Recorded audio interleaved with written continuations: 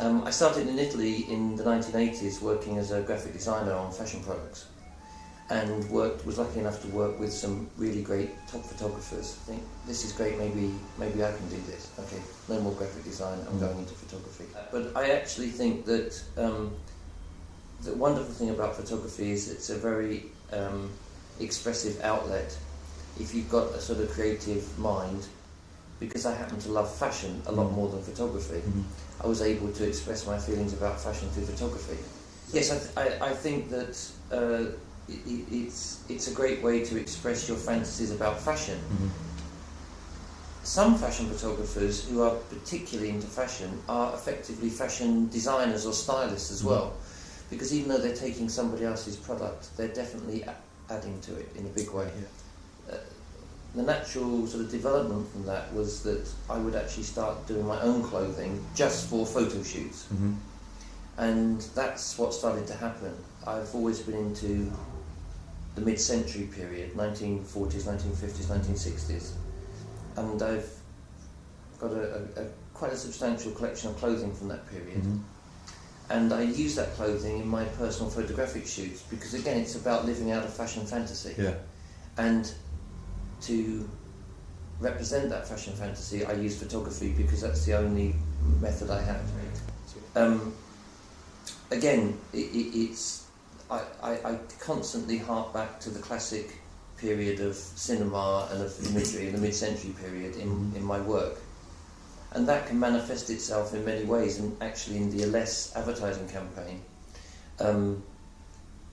I actually referenced, the classic Italian movies of the mid-century period, so the obvious ones like the Dolce Vita or Bicycle Thieves, which involve people riding around on scooters. And we followed a trend which is already been established by people like Piaggio, who have taken mid-century design and updated it in the new Vespa scooters. And we put somebody on that style of scooter, and we got them to do the kind of things that people would do in a movie. And the technology that's out there at the moment with digital cameras meant that we could effectively make stills from a movie.